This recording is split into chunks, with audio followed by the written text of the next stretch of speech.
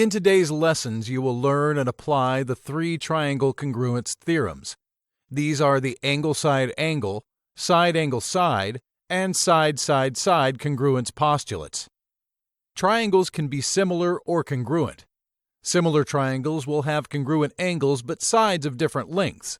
Two triangles are congruent if their corresponding sides are equal in length and their corresponding interior angles are equal in measure. We use this symbol to show congruence. Remember, corresponding sides and angles means that the side on one triangle and the side on the other triangle in the same position match. You may have to rotate one triangle to make a careful comparison and find corresponding parts. Testing to see if triangles are congruent involves three postulates: angle-side-angle, abbreviated ASA, side-angle-side, abbreviated SAS, and side-side-side, abbreviated SSS.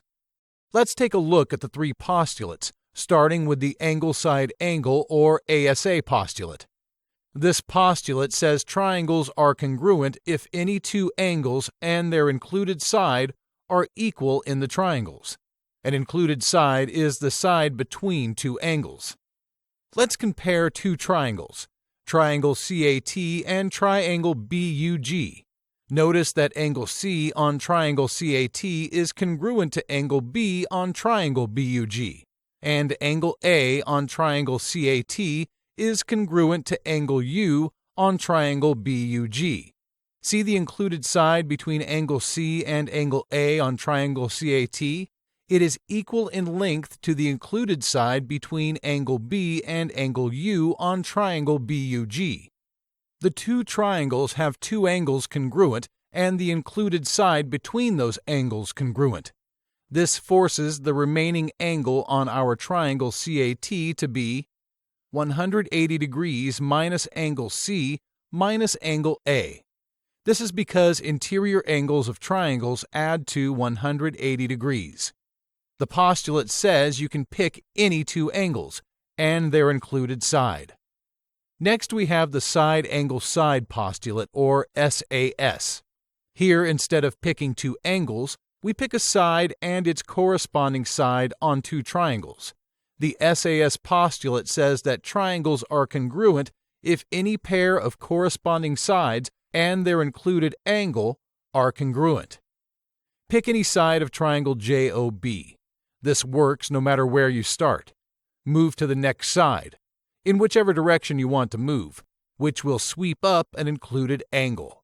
For the two triangles to be congruent, those three parts of triangle JOB, a side, included angle, and adjacent side, must be congruent to the same three parts, the corresponding side, angle, and adjacent side on the other triangle, triangle YAK.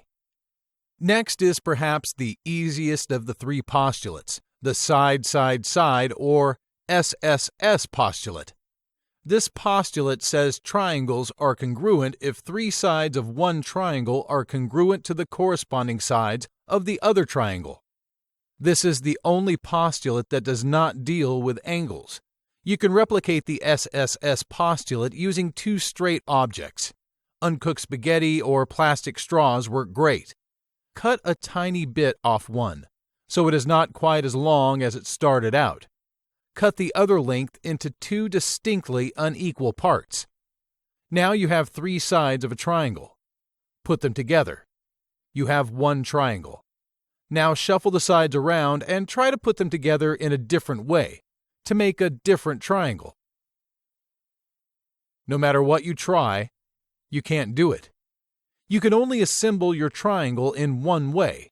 You can simply switch two sides around, but then all you have is a reflection or a mirror image of the original triangle. Once you realize that three lengths can only make one triangle, you can see that two triangles with their three sides corresponding to each other are identical or congruent. Using these three triangle congruence postulates, the side-angle-side congruence postulate, angle-side-angle congruence postulate, and the side-side-side congruence postulate, you can now determine if any two triangles are congruent.